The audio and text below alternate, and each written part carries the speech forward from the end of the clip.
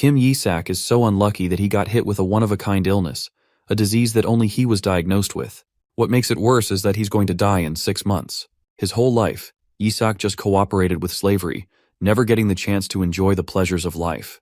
The thought that he would die a virgin was what truly devastated him. As if to rub salt on the wound, he won a lottery jackpot the very day he was diagnosed with this rare disease. In the end, though, he died and was reincarnated as a bald skeleton in the underworld, an inferior class summoned monster. Now his job was to wipe out all the rebellious forces threatening the demonic realm. So he did his job diligently and eradicated the menace. Once he brought prosperity to demonkind, who were on the brink of ruin, he became revered as the undying sovereign of the underworld and earned the title of the Great Demon King, King Izak. Even though his name is Yisak, these guys always pronounce it wrong and call him Isaac instead. Either way, while he enjoyed all the attention he was getting, it wasn't his main goal to begin with. He had to leave this place to pursue his final goal. His ultimate goal was to turn back into human, as he merely wanted to experience the sensations of eating and feeling pain, simple pleasures and struggles he had long been denied. So, he visited the divine realm with the severed head of the enemy force leader, a clear sign that he had completed the task assigned to him. With that, he had taken care of all the factions challenging the gods, just as promised. Now, he expected the gods to keep their side of the deal as well. As written in the contract, it was now the gods' turn to fulfill his wish, to turn him back into a human. The gods were in absolute awe. This dude had literally cleared a quest in just a few years, one that was supposed to take at least 500. Apparently, the gods never actually intended to turn him back. They had only assigned him an impossible task, so he would remain their slave for the rest of his existence. But our skeleton buddy wasn't about to let that slide. He made it clear that he wasn't tolerating any more delays and demanded that they hold up their end of the bargain. One of the gods tried to insist that he do them one last favor, just one more task Yisak has to do. But of course Yisak wasn't some dumbass with a hollow skull. Realizing their scheme, he became absolutely enraged, ready to confront them if they refused to listen. He began exuding immense power, a force so terrifying that even the gods flinched. Panicked, the scum gods joined forces and cast a powerful spell that sealed away all of Yisak's abilities. Apparently the gods had written Yisak's name on some weird centipede-like creature. Whoever's name was written on that thing became completely immobilized, no matter how powerful they were.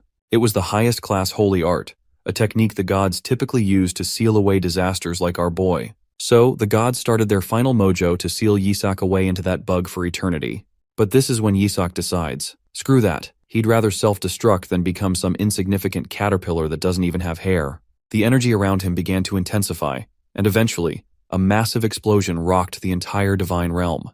When the dust finally settled, our skeleton buddy was nowhere to be seen. The only thing left on the ground was that little caterpillar, which was supposed to hold Yisak's soul. Seeing the caterpillar made them believe that the spell they cast had indeed worked, and that the Demon King's soul was sealed away. Now that the Demon King was gone, they were sure there wouldn't be any hurdles in their way, and that they'd bounce back stronger than ever. However, one of the wiser gods warns them not to get too comfortable. They can't afford to let their guard down.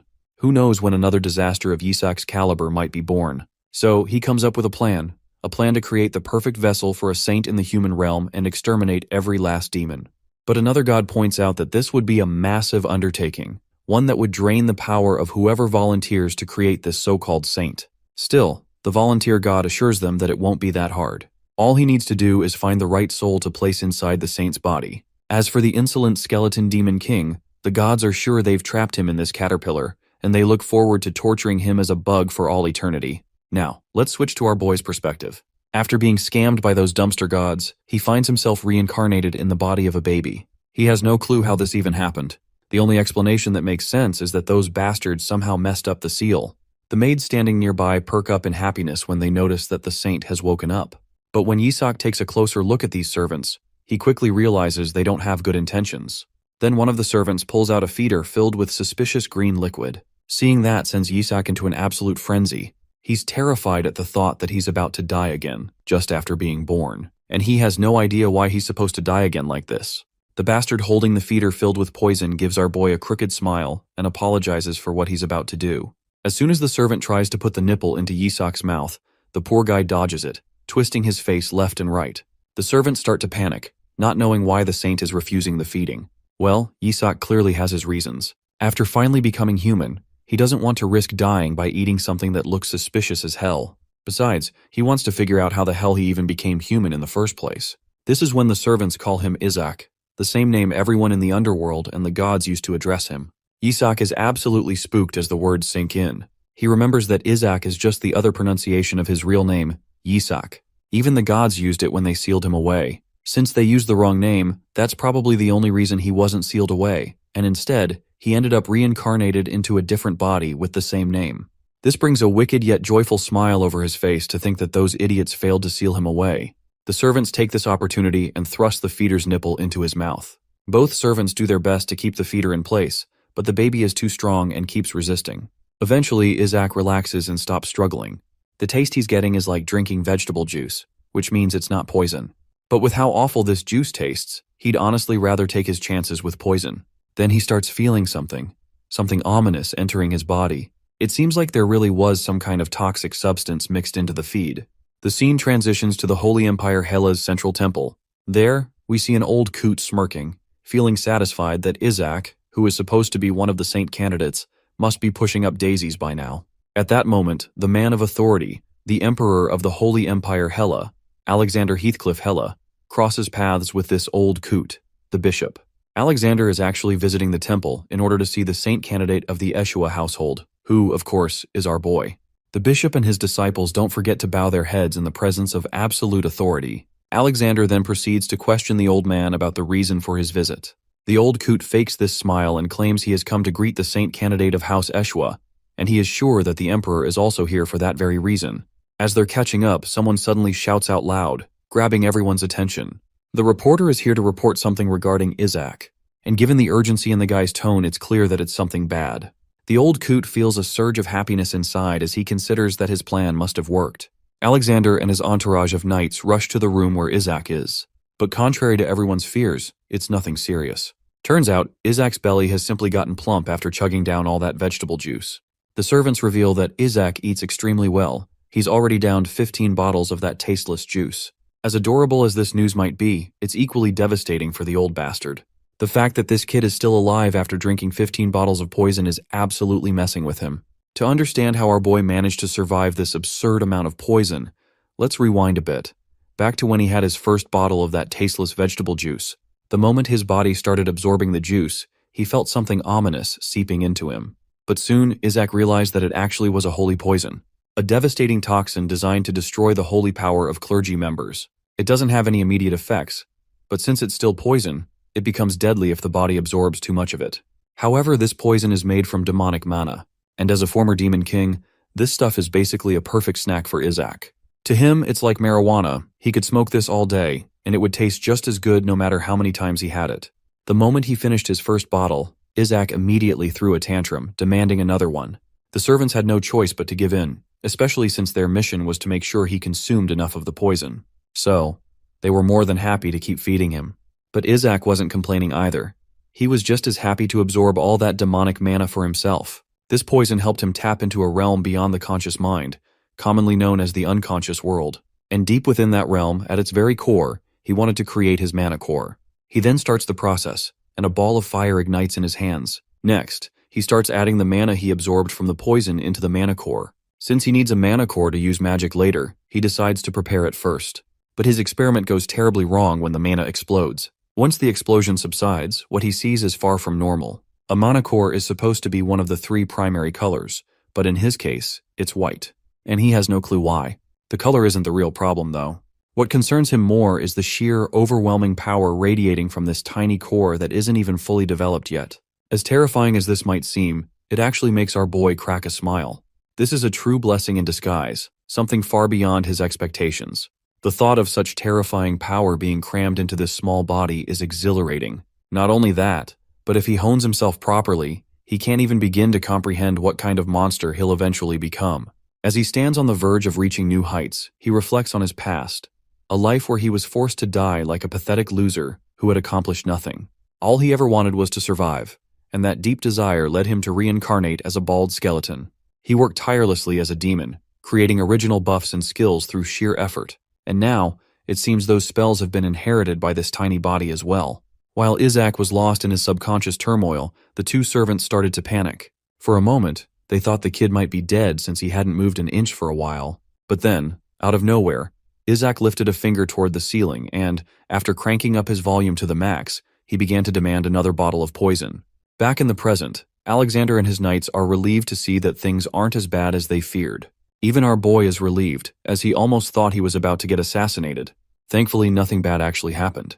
Well, he might not realize it, but bro was literally about to get assassinated. Then, Isaac notices the bishop staring at him with a look of pure contempt. This makes our boy wonder, why in the hell is this dude looking at him like that? He thinks perhaps he ate too much, which is earning him these unnecessary glares. But he quickly shakes off the thought and decides to simply act like a kid. He doesn't want to overreact or act unnaturally in a way that might attract unwanted attention. So, he keeps playing the role of the clueless child while the old man fumes with barely contained rage.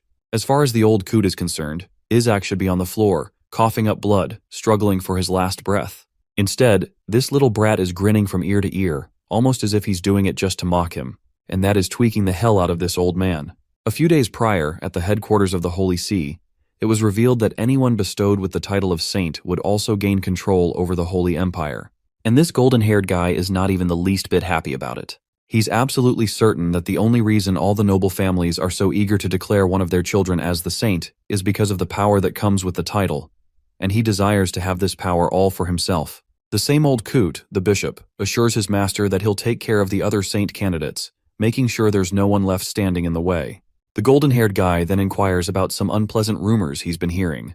According to the whispers, a new saint candidate has appeared from House Ishwa, the very household that has strong ties with the emperor.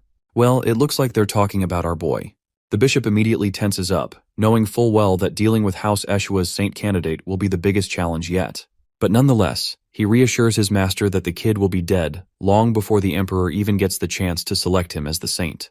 But it looks like this golden boy is still not satisfied, so he orders the bishop to return to House Ishwa in order to verify the corpse of the saint candidate and report back. This golden-haired guy is none other than Cardinal Harry Barrett, the head of House Barrett.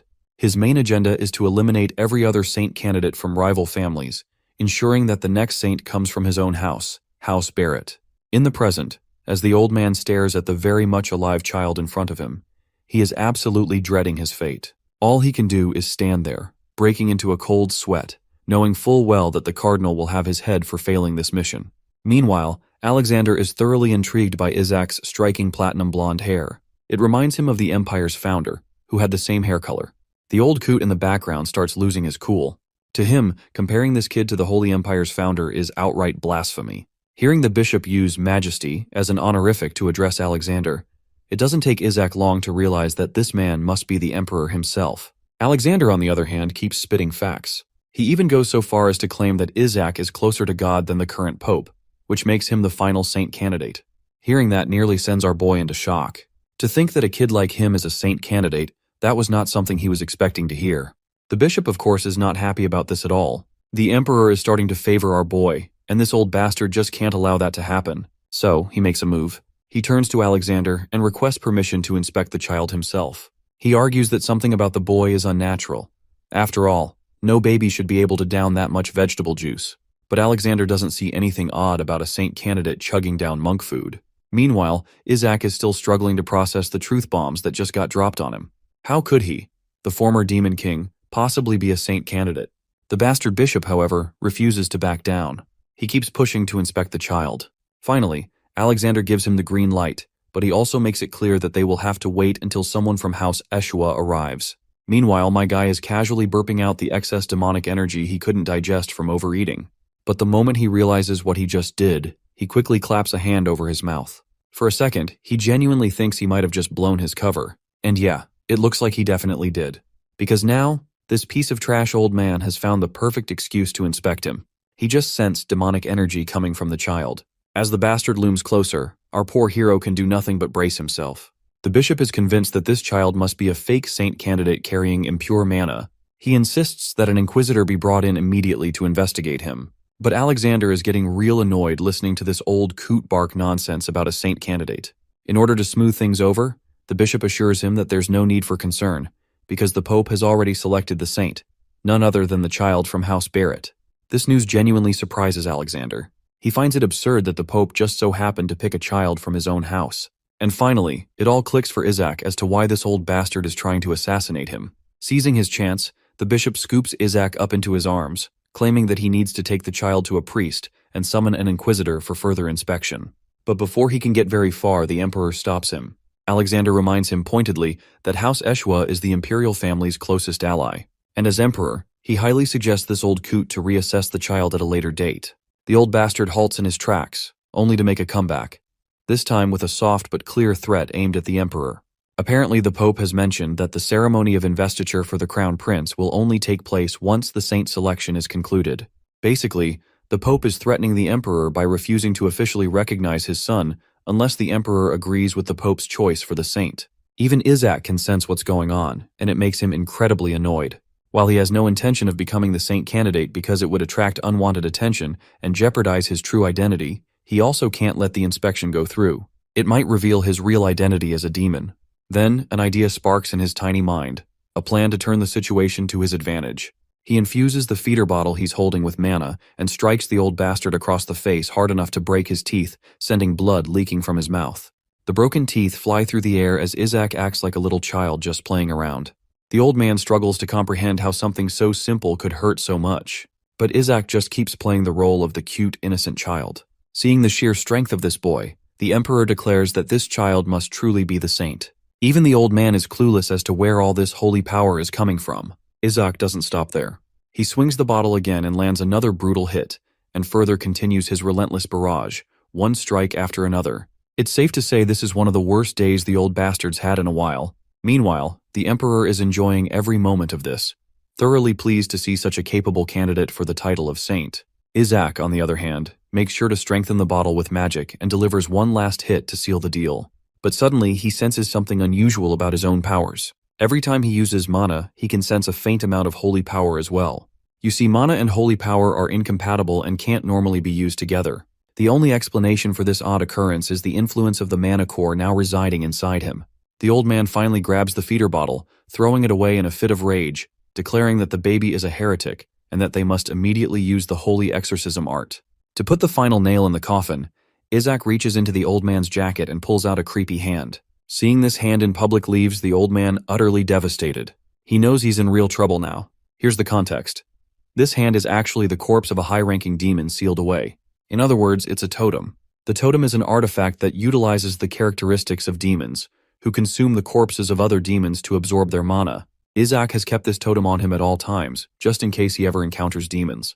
The old man completely loses his shit when he realizes this kid even knows about the totem. Isaac proceeds to throw the totem on the floor, making it visible for everyone to see. As soon as the totem touches the ground, Isaac snaps his fingers, and the demonic monster inside is unleashed. While the onlookers are absolutely shocked, my guy is rocked. It's a true dab moment for him.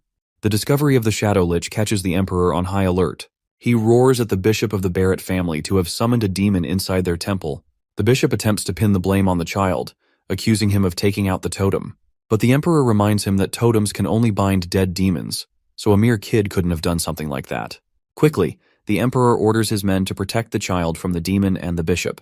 Our little protagonist is quickly snatched away, giving the old bitch face a cocky smile, forever messing with him. More importantly, he's intrigued to find out the bishop's strength. Suddenly, the demonic figure roars after understanding its objective to kill the saint at all costs. This puts our little dude in major trouble because the monster in the room has set its sights on killing him particularly. The royal guards jump ahead to protect the young master at all costs. But even Isaac doesn't get what's going on, as he's the one who summoned the demon, and yet, it is targeting him on the spot. He's not worried though, because he thinks the platoon of royal knights will be enough to protect him. That happy-go-lucky attitude goes out the fucking window when one of the guards gets smashed into the nearest wall. Now he's left questioning if these dudes are even competent as the royal knights to begin with. The monstrous demon catches up on Isaac and the guard protecting him. This creature seems adamant on achieving its goal to save the imprisoned king for some reason.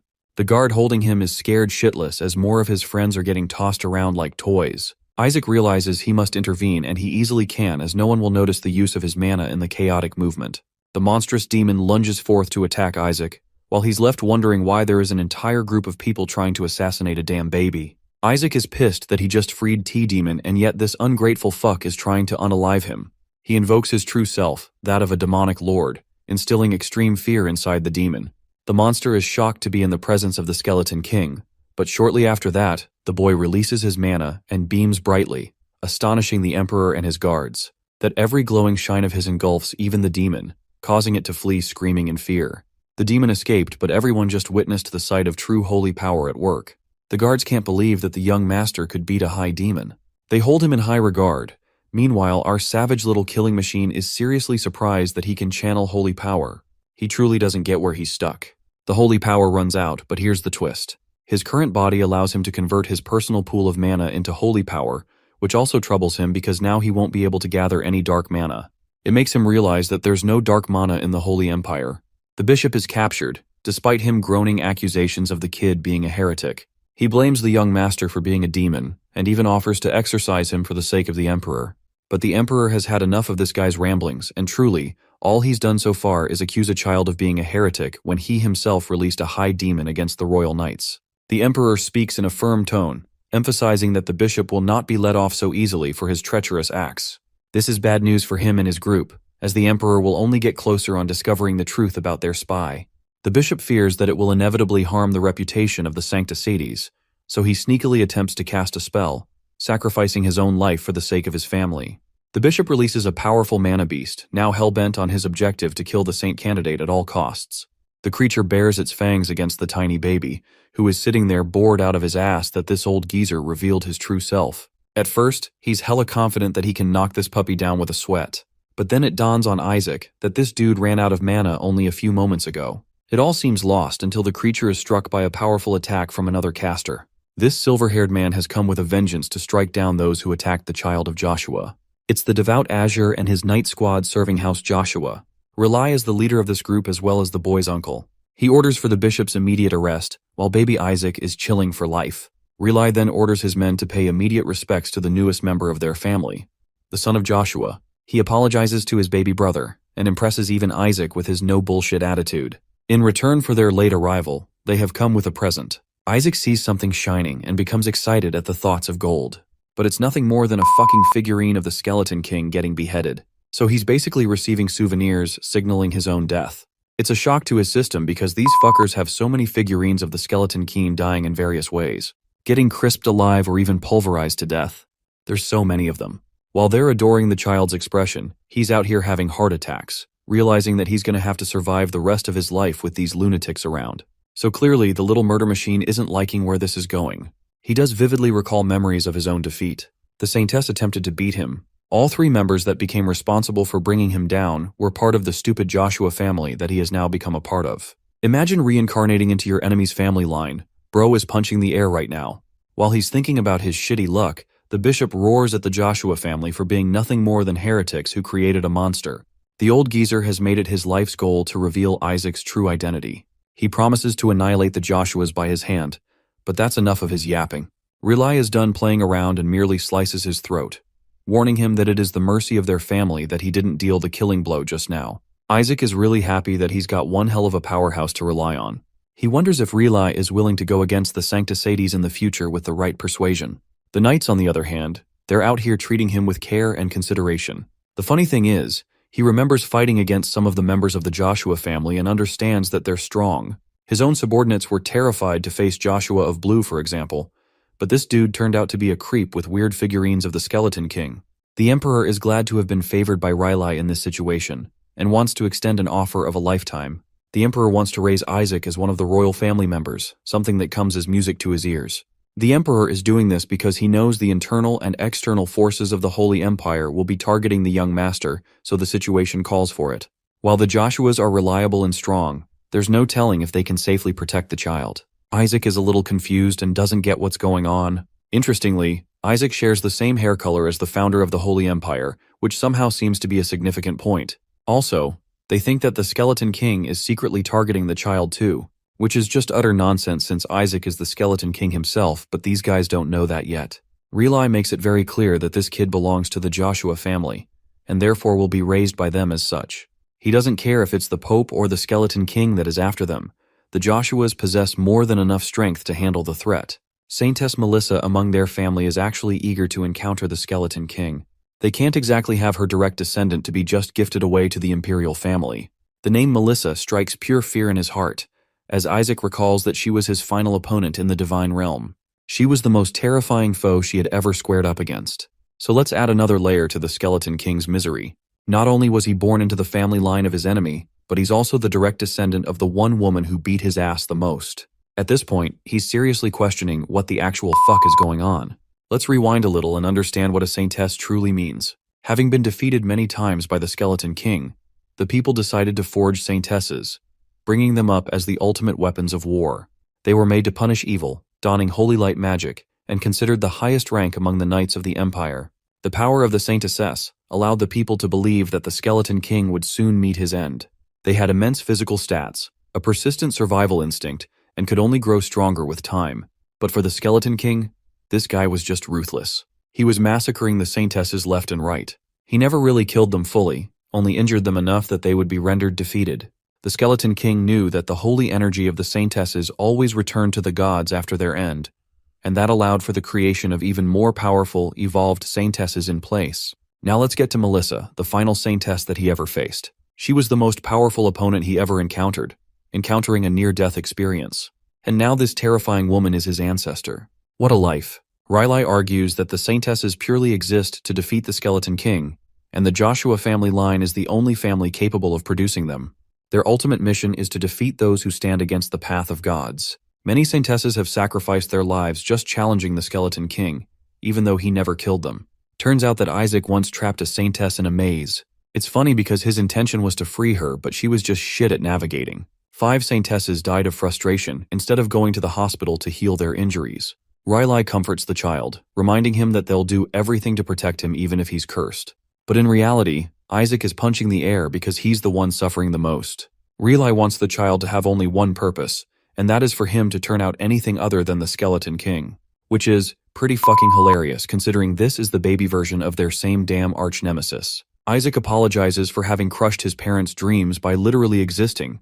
The Emperor wants Riley to use his head, reminding him that the Skeleton King had been done away with for more than a century now. This is how Isaac learns that he reincarnated a while into the future, and that means he doesn't have Melissa to fear anymore. From that time, the Demonkin continued to prosper. The Emperor argues that Isaac's powers are more important to the Imperial family more than anything. Also, the Emperor highlights that there aren't even any saintesses from the Joshua family line in service at present. It's been 1 year ever since Isaac came into this world, only for his parents to disappear into thin air. Bro, they really said fuck you to their kid and left. Isaac's received 8 different shocking realizations today, and learning that his mother was the head saint of the family makes it all the more worse. He thinks it's all over for him. Also, remember when this idiot assumed that Melissa is dead? Turns out that persistent saintess is also alive and she's still kicking ass.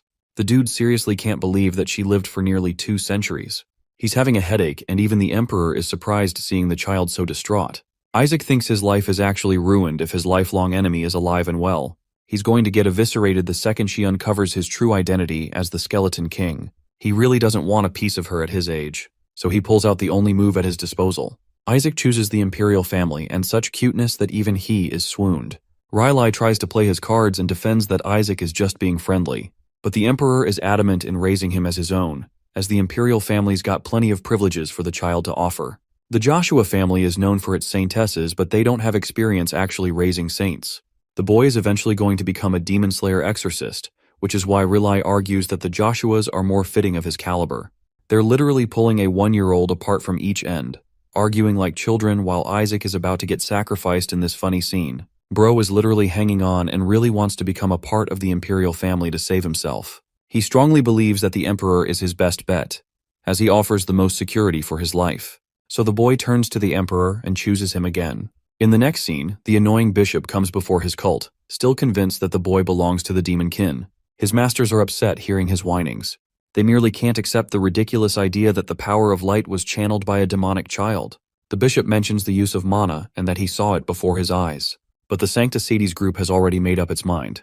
They waste no efforts in slicing his head clean, deeming it as a punishment for his blasphemous claims. The leader is uninterested in leading an attack squad, believing that the Emperor is going to take Isaac anyway. And then, they'll have more than enough chances to deal with the boy. Only this time, they'll make it personal that he dies. Meanwhile, Isaac learns that he ended up getting taken by the Joshua family.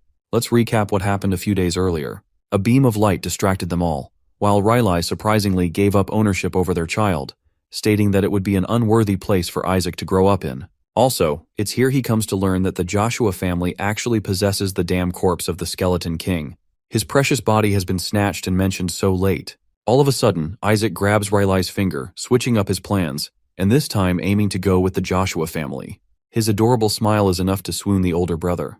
And that's how he ended up pairing with Tay Joshua family instead of the royal one. It's not the best thing ever, as he's getting dragged to the military just to try his best on stealing his previous body. That body of his was refined with mana to the point that it challenged even the strength of gods. If he can retrieve it safely, he's gonna be on the top of the world again. Also, he's never seen the light of desire to survive shine at an alarming rate. It came from Riley, which means he's being signaled that the Joshua family is somehow a better chance at his survival. Still, there are questions regarding the Pope's forces specifically targeting Isaac, something even he has no clue about. Turns out there was a recent prophecy from the gods, which stated that a saint will become the child of the gods. That also implies that Isaac is in line to become the next pope, which is bad news for the Barrett family. It's the kind of development that the Skeleton King seriously wasn't expecting. The pope is supposed to be the strongest cleric, the only one capable of using 10th rank holy spells. This dude is equal to the status of a king with his own army of holy knights. His authority is as close as the emperor's. For millennia, the Barrett family has produced popes, which makes sense that they're going batshit crazy that a saint from the Joshua family is about to take their place. Suddenly, the coachman comes to inform Riley that they've run into a problem. A certain group of men are restricting access to the duchy. Enraged, Riley howls at them for not recognizing the crest of the Joshua family. This evil group actually turned out to be demonic and evil, and their purpose is to eliminate the child of the saintess at all cost. Isaac certainly wasn't expecting his life to take yet another turn and questions what the fuck is wrong with the new Demon King. The Demonkin forces warn them about their mighty king's orders to slay saints and saintesses on the spot. This confirms his suspicions that a new king has usurped the Skeleton King's previous orders. And that is why they are required to kill the saint at all cost, not knowing that they're targeting their very own demon lord from the past. They're happy to spare their lives as long as they surrender the child. But to that, Riley fucking thunderbolts one of them to ashes, pissed that they could say such words against an exorcist of Joshua. Pointing his blade, Riley declares that the Joshua household will not rest until all evil beings are vanquished from this world. He and the rest of his group prepare their swords, ready to send the demons back to freaking hell.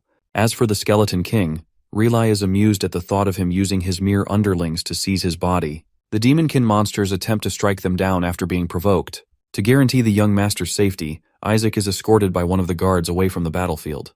He's baffled to hear what happened just now. If he's the Skeleton King, then who's the new guy impersonating his identity? Isaac is placed in a bush and protected by a barrier. It's such a powerful barrier that high-ranking demons won't be able to penetrate. Isaac's glad that nothing can jeopardize his safety, but it also implies he's stuck on the inside for good. So he aims to correct that by activating his magic release. Bro meditates into the cosmos like some galactic overpowered baby and calls forth the one who watches. This demonic spirit appears to greet its master, but Isaac quiets him down so he doesn't blow things up.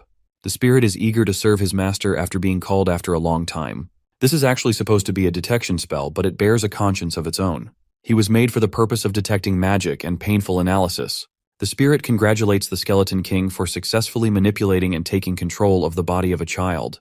He thinks Bro willingly chose to get stuck inside a baby's body because he's just that evil. The spirit is enraged that they trapped him in a powerful barrier and brought insult to his master. Isaac's done with his bantering and tells him to activate his detection magic at once. The demon spirit begins scouting within 100 meters, sensing a total of 88 enemy monsters. They're weak as shit compared to Isaac though, but he's worried that such a number is crazy for a battle like this. It's going to get difficult for him if the security for this territory becomes tightened, as it will pose trouble to Isaac's own forces in the future. That's why he wants to end this fight quickly before getting caught. So now, he's risking to activate every last bit of his mana for a single move. Interestingly, he learns that the enemy numbers are getting obliterated at an alarming rate. There are only 31 left, and then reduced to 13. Isaac wonders what's going on. In the battlefield, only 4 Demonkin soldiers remain, while Riley is made alert of an incoming monster. The Demonkin soldiers are happy to have been joined by a powerful ally as they can now kill the saint. To everyone's surprise, this new enemy kills the Demonkin soldier, which leads to the destruction of all the Demonkin soldiers there. The Shadow Lich, the same demon who attacked Isaac before, has arrived. And this monster is as pissed as ever that the Demonkin bastards tried hurting his master. You see, from their previous encounter, the Shadow Lich already knows about Isaac's identity. That's exactly the troublesome part for our little murder machine. The Shadow Lich is adamant in protecting its master, insulted by the fact that his king was trapped inside the body of a child. Isaac managed to free him after all, so now he's suddenly loyal to the guy. The monster stares at Joshua's line of defenses. Even Riley is confused as to what's going on. The humans were thankfully unable to understand his language, otherwise Isaac would be getting slaughtered here. The Shadow Lich has figured out his identity, and while that is commendable, it has compelled the human forces to target the Shadow Lich.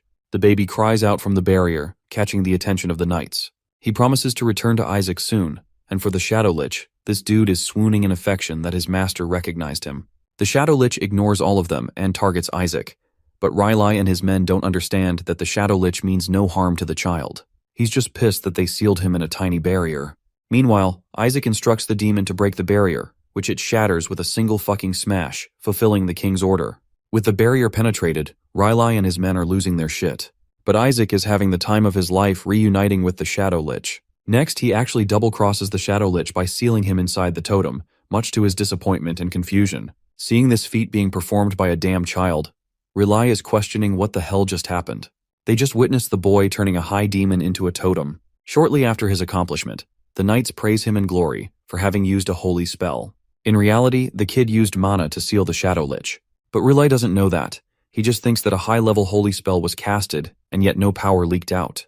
They think the young master acted out of urgency of the situation, believing that Isaac was the most threatening force to the Shadow Lich at the time. They sing praises of the young master's glory and his future as a saint.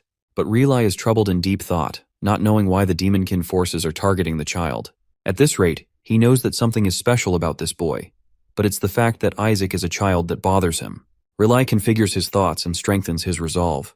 The leader of the Blue Division wants to protect Isaac's future with his life. This is great news to Riley, who realizes that he's been naive all along. He was afraid of the Skeleton King's curse, but this boy seems destined to raise the honor of the Joshua family name. He grabs the boy and promises to teach the kid lots of things to become an incredible holy knight. Isaac happily smiles, but on the inside, he's secretly plotting his objective to retrieve his original body. Riley promises to protect him no matter how short his life is, spreading the boy's name across the continent. Isaac wants him to rewind to the part where he mentioned the shortness of his life. Anyway, let's skip ahead to Joshua Duchy, Isaac's safe haven, which is decorated with beauty all over the place. Isaac feels fucking betrayed that these guys are actually living the wealthiest damn life imaginable. When back at his place, the demonkin was starved for resources. He had to assume responsibility for them and keep them well fed. The detection spell even confirms that even a few of these sculptures are worth 10 Demon King castles, so their wealth is like Elon Musk's levels of wealth. Riley places the boy in his tiny casket. The Joshua residence is the hallmark place where demon-slaying warriors came to existence. He wants the boy to gaze outside at the knights' training, as he will one day become just like them. Meanwhile, these very knights are actually beating the shit out of the Demon King's mannequin. Bro is out here realizing that he's seriously fucked if they found out about his identity. Still, his main purpose remains the same. He's going to burn the Emperor alive and soon take over the Joshua Duchy. Even the detection spell thinks he's being petty for holding a grudge against kids. The spirit gets to work and interestingly locates a bunch of mana cores scattered all over the place. This is great news for Isaac. Riley arrives at his place and commands his servants to prepare his room for Isaac as well. One of the butlers apologizes for mentioning new orders. Apparently, Riley is to guide the young master to the annex. It turns out that the fifth young master displays a deep grudge against Isaac and has issued orders against him. Riley is seriously annoyed that Isaac is supposed to be kept where a person met their own end. Their conflict just now makes Isaac happy to see that the Joshua family is in shambles on the inside. Riley doesn't understand his brother's intentions. At first, Isaac strongly opposes the idea himself, but that's when his convenient detection spell reminds him that there are many mana cores resting in Annex as well. Riley is firm in his decision and doesn't want to take the kid to that haunting place. The baby whines because Riley wants to read him some holy scriptures as bedtime stories. Isaac is getting tortured in his own family. As Riley is taking him away, the fifth young master shows up with an arrogant attitude, reminding his orders of sending the boy to the annex. This bitch face is Gowel Joshua, the fifth son of the family. Just one sight of this dude is enough for Isaac to conclude that he's your average delinquent. This guy doesn't even regard the boy as a person. He calls him a mere thing instead of recognizing him as the descendant of the family. Riley strongly opposes Gowel, while Isaac is almost convinced that this new clown is also a part of a group that despises him for some reason. Then again, Isaac is of the same opinion that he should go into the annex instead of wasting time hearing bedtime stories. Gowel insults the kid to the point Isaac doesn't get why he's beefing with a damn 1-year-old. It's insane levels of petty coming from him. Anyway, Isaac has decided to go to the annex and acquire some mana cores. Riley disagrees and counters that people will think of the boy as cursed if they send him there. All of a sudden, Isaac realizes he's making a fucking mistake. His intention was to suck the mana cores dry and then become the saint and the pope on top of that. Then finally he would be able to take revenge against the gods. Gowl points out how a demon specifically came to target the child, which means he's probably already cursed. The leader of the Blue Division counters that it was Isaac's involvement that led to the demon's defeat. They all mention his special saintly powers, but Gowl is unfazed and doesn't give a shit. He calls the baby a pile of garbage, continually upsetting the boy as the argument goes on. The detection spell even thinks that Isaac should sneakily rain down a bunch of meteors on this guy's ass to teach him a lesson. Gowl is okay with them calling the Joshua descendant a saint, but he wants to politely remind them of the family crest. He thinks it would be useful to get the child to revive the one thing that their Lord loves dearly. The holy tree died thanks to the mana of the powerful demons. Gowl believes that the boy should be capable of reviving the tree if he truly does possess powers of a saint. He's provoking Riley, who thinks the guy has gone crazy. Isaac is convinced that Melissa left behind some psychopathic descendants behind her back. At first her son went missing, and her second son ended up being adopted. Isaac suddenly spots something that catches his eye and literally throws his damn detection spirit at it. The dead tree has been resting for 70 years, and yet, Gowl ridiculously expects a mere child to revive it instantly. Both of them are interrupted when they catch sight of the holy tree, now filled with life and as full as ever. It really did come back to life, leaving Gowl stuttering for words. Isaac doesn't even think it was a big deal. He just had the spirit suck all the bad mana from it, leaving it full of life. Realize men are stumped, and he's astonished. They all think it was a baby again. They're all celebrating in joy after seeing him perform yet another miraculous feat. Gowl, on the other hand, still thinks that it's ridiculous that a mere child pulled off something unimaginable. No one in their family was able to do anything, and yet, this mere boy revived the tree. First it was exorcism, but now it's purification too. Gowl strongly accuses his brother of messing with him, believing that Riley somehow possesses help of the saintess, and deliberately acted out a scene. Gowl's strong accusations cause the conflict to escape even further. Isaac is left wondering that Melissa's household is in need of serious therapy, because these guys are all crazier than even the demons. Gowl for some reason doesn't even look like Melissa. They suspect that he must be a half-brother of some kind. His appearance kind of fits the bill for the Pope. Gowl is as enraged as ever, howling at Riley for perpetrating a scene, even though they've already got a saint candidate among the Joshua family. This is surprising news to the boy, because he just came to learn that there's a competitor against him. Clearly Gowl is supporting the other candidate. Isaac wonders if the second candidate is just as foolish as these clowns. Riley helps talk some sense to his brother, reminding him of the kid's importance and his right to lead the house. But Gowl only smears his first brother's name, calling him a coward and a wimp for running away. Isaac is now being treated like a bastard child among the Joshuas, which is honestly the least surprising thing about this family. Gowl accuses him of being a half-blood and lays out a haunting theory. He thinks Isaac isn't necessarily their brother's son even, as his face only matches the description of the saintess only. To this, Riley gets immensely pissed and chucks a fist in his face. A well-deserved punch for baseless accusations. Isaac is just enjoying them fighting each other, when really it's just a one-sided massacre with Riley bullying and beating the shit out of Gowl. It's the perfect setting as it makes things easier for him to conquer in the future. He's already wishing the worst upon this household, but the demon spirit politely reminds him that he will also go down if the entire house falls, so it's not exactly the best idea. In the next scene, Isaac plays the part of what he is supposed to be. A damn baby! He's out here looking like a potato, sitting amongst the most important members of the family. They're all in strong opposition, and against the kid, up until the acting matriarch, Hannah Joshua, orders them to be silent. She lays out her decision to raise the child in a minor house away from the main attention. She inquires why he brought the child here in the first place. The woman is expressing open hostility, which is enough to confirm to Isaac where her loyalty lies. As for Gowl and his broken nose, he's as bitchless and smug as ever. Riley begins by dodging the question and pointing out that his father isn't around to make the decision. Hannah expresses that he's out of the city to deal with the saint candidate situation. Riley drops the bombshell on everyone by revealing the incredible feat of Isaac Joshua, the boy who revived the holy tree.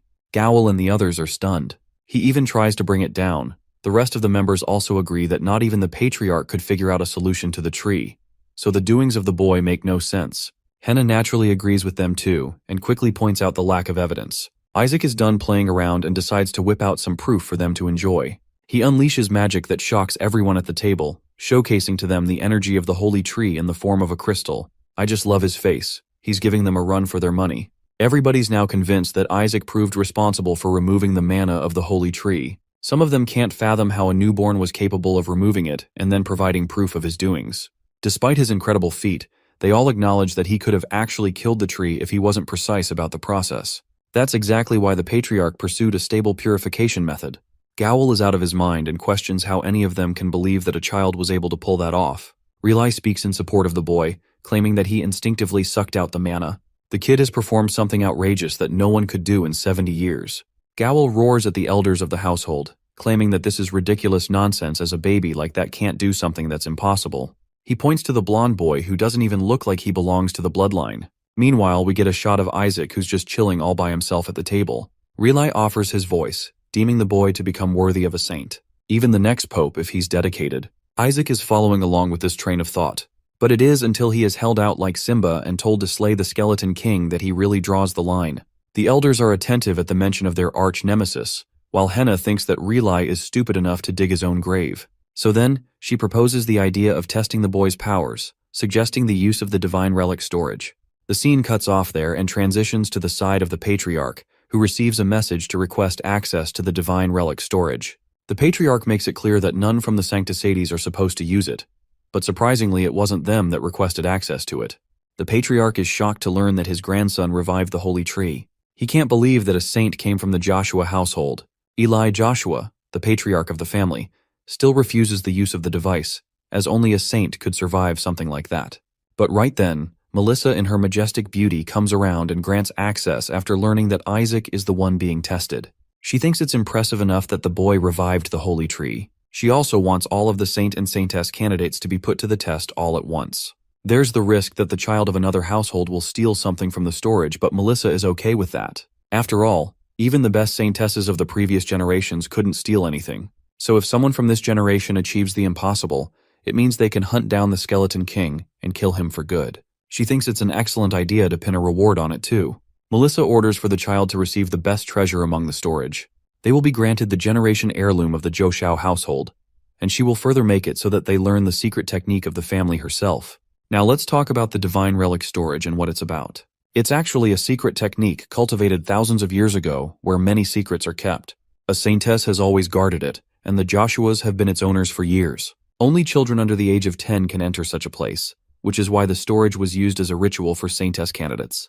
Many predicted the kind of powers the child would awaken after retrieving some item the child brought back. But the storage is deemed so dangerous that many candidates risk their own lives to go there. The storage is automatically sealed after a few deaths. The demon spirit teases its master, wondering if he'll survive the dangerous trial. Isaac's eager to tackle this obstacle course. He's more than curious to snatch his previous body from the storage. The captain of the Blue Division comes around to inform the little guy that the matriarch has further issued an order to open the storage to all candidates. 5 candidates from each great household will come to challenge the storage, but they're all confident that Isaac will beat them all anyway. Isaac, on the other hand, is relieved because he's got distractions to make use of. It will make his hunt even easier. Riley catches the child and insists that he be careful inside. Asti demons captured from the battlefield are also lurking inside the storage. He's not scared because he thinks they'll all be weak as shit, so one attack should be enough to deal with him. That's until Riley mentions that he's gonna have to deal with 8-rank demons as a fucking baby. Even Isaac is stunned to learn that the 9th-rank dragon is the worst among the bunch. The demon spirit is convinced that the Joshua family is completely insane. They've shoved a fucking dragon in a storage where babies are supposed to go improve themselves. The demon spirit thinks it's okay since his master has a wealth of knowledge regarding dragons. Or that is what he thought, because Isaac is scared shitless and biting his nail in fear. His history comes with scamming a bunch of dragons and selling them off. So now, the dragons bear a grudge against him, they'll instantly recognize his soul. The demon spirit teases that he might have to pick a new master after Isaac falls. The most powerful baby in the whole world remembers that he'll have to carve a plan for the demons and dragons inside the storage. With his current strength, the most he can deal with are 6th-rank demons. That's why it is critical for him to acquire the mana cores from the annex. The new objective is to capture the mana cores, but Isaac seems more deranged than usual, and his face shows the fear in his eyes. He's out here reading an actual guide to slay the Skeleton King in many different ways. If only he could wield the holy power, he could learn holy spells. But he can't do anything like that. The demon spirit has to remind him that if he uses his magic here, then he's going to be framed as a demon for sure. Isaac is having trouble dealing with theoretical aspects of holy magic. Relai comes to pick up the child, understanding that it's been a long day. It's true because Isaac optimally needs at least 16 hours of sleep to grow well.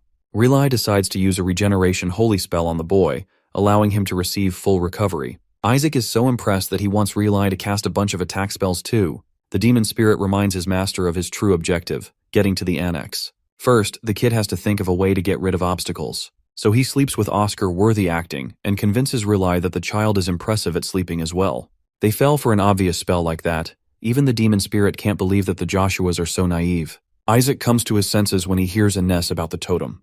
They want to keep it safe somewhere, which is bad news because Isaac requires it for resurrection. Poor dude is crying his eyeballs out, devastated that he doesn't even have access to his mana core anymore. At this point, he's convinced that he'll have to use the mana from the cores in the annex. He executes Mission Impossible 10 and attempts to crawl his way out. Isaac signals the spirit to open the door because he's got a plan. As for his mission, Isaac hits the ground and learns that Relay locked the door on his way out with a holy spell. It makes things more hectic. Isaac orders him to break the spell, but then it will draw attention.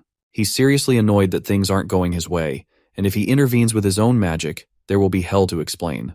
Right as he's thinking of another plan, Bro gets hit with the damn door. One of the kids surprisingly came to pay him a visit. This brat is the son of Gowel, a 5-year-old called Shuri, and this dude is supposed to be his rival for the Saint candidate spot. Shuri is pissed that a mere baby could do something beyond his level of genius. He emphasizes that he'll be the one to become the Saint candidate no matter what. Once again, Bro is beefing with a 1-year-old. All Isaac has to do is shove a mallet against his face, figuring out his transport vehicle for his destination. Shuri winces in pain, while the tiny murder machine wants to pay him back dearly for attempting to attack him. He beats the shit out of Shuri, smacking him again and again until he's forced to cast a barrier. Isaac is actually surprised that he could cast a holy barrier magic. Shuri then activates a 3rd-rank attack magic, aiming to obliterate the 1-year-old, which is just crazy to me. Isaac thinks it's all impressive before he casts an even bigger barrier to prevent the attack. Shuri can't believe his eyes.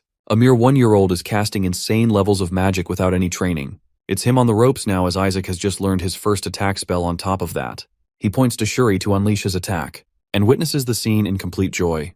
The demon spirit understands that he's enjoying bullying a child, but reminds him that killing a Joshua descendant isn't the wisest idea. But Isaac knows that, which is why none of the attacks actually struck Shuri. Embarrassed, he howls at the kid for scaring him. Shuri talks shit against the kid until the damn Shadow Lich manifests in response to Shuri laying a single finger against his master. Shuri gets on his knees and begs for his life, completely terrified that the baby's got a really scary bodyguard to protect him. Isaac stares at Shuri like a villain, ordering the brat to become his transport vehicle and carry him. The brown-haired boy, Shuri Joshua, is just 5 years old and the son of Gowel Joshua, who holds a deep grudge against our protagonist. Though he's a saint candidate, Shuri secretly yearns to escape the cursed Joshua household and dreams of one day becoming a pope. As the scene transitions, our little toddler, the former demon king, is seen riding on Shuri's back. Using his milk bottle as a makeshift direction indicator, he orders Shuri to take him to the annex immediately. Annoyed by being treated like a horse, Shuri grumbles, questioning why he has to put up with this ridiculous task. But before he can complain any further, Isaac's Shadow Lich looms over him, threatening to obey the orders given. It addresses him as a little bug, and advises him to focus on making it out alive rather than whining. As the scene transitions, Shuri has taken the toddler nearly to his destination. He asks, wondering aloud where he's being dragged off to at such an hour, half-jokingly wondering if he is a ghost. Suddenly, he freezes, realizing that the place he's standing in front of is none other than the Joshua residence's second annex. Shuri freaks out, claiming that it's a haunted house. He can't understand why the toddler has brought him to such a terrifying place. I'm pretty sure this is where kids should definitely have no business being. He recalls the rumors about the annex, a place known for the many lives it has claimed, which led the patriarch to forbid entry. Meanwhile, our boy and his shadow pet Whisper are scheming something dangerous. The mana levels inside are so high that they would be the equivalent of training for an entire decade. Excited, the toddler tugs on Shuri's ears, urging him to take him inside. However, his cousin resists, insisting that kids like them are definitely not allowed inside. But before he can resist much longer, the Shadow Lich reappears and scares the living daylights out of Shuri, forcing him to obey the toddler's instructions. Shuri, despite trembling with fear, reluctantly does as he's asked at gunpoint.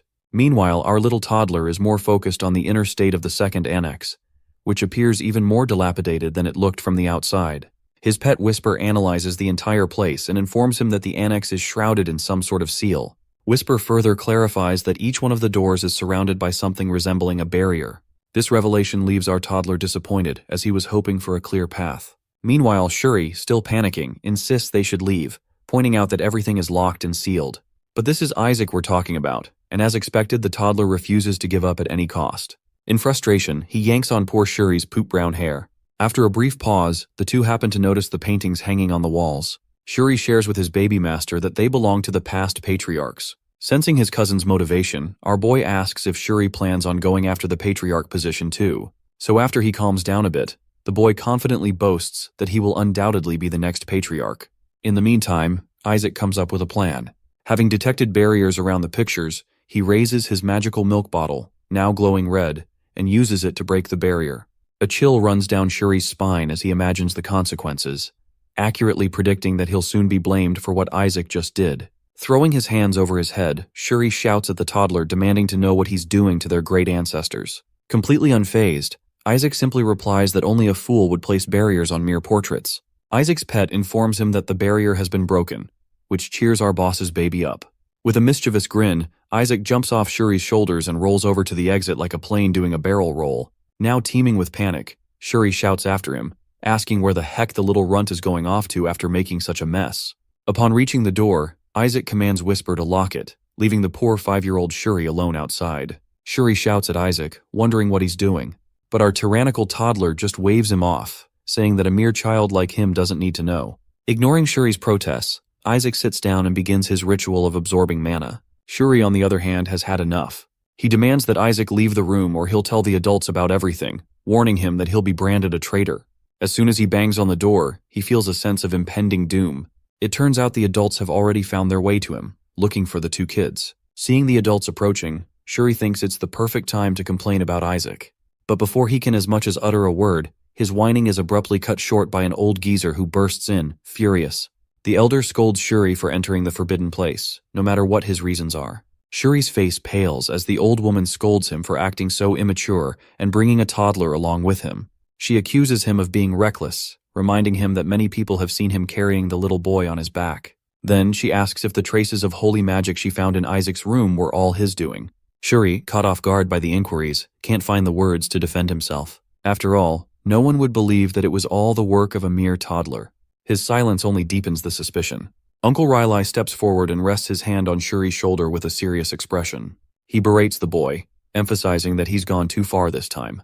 In a calmer tone, he accuses Shuri of harassing a toddler who hasn't even stopped drinking his mother's milk. The uncle in shining armor then knocks on the door, asking Isaac if he is inside. This legend is actually asking a newborn if he got locked in. Anyway, when the door opens, they find our boy sitting inside wailing and seemingly petrified. The old lady quickly approaches him, deeply concerned about the little toddler left all alone, pitying the terrified poor thing. With his frustration reaching its peak, Shuri watches Isaac with growing rage and is unable to hold back any longer. He shouts with his seething rage boiling over, demanding an explanation. The old lady notices the sudden outburst and furrows her brow, wondering what could have caused such a reaction. She wonders if it is due to the chilly weather. Meanwhile, Isaac is perched comfortably in Riley's arms, blissfully unaware of the growing tension in the room. He relishes the magic he has absorbed, clenching his tiny paws in satisfaction. You see, the sheer quantity of mana he collected to juice his powers would normally take decades to accumulate. Having gathered up this much mana, he plans on using it efficiently for what he has been intending to. The following day after the shenanigans, Uncle Riley decides it's time to take action. He arrives at Isaac's room with a lady by his side and introduces her as his assistant.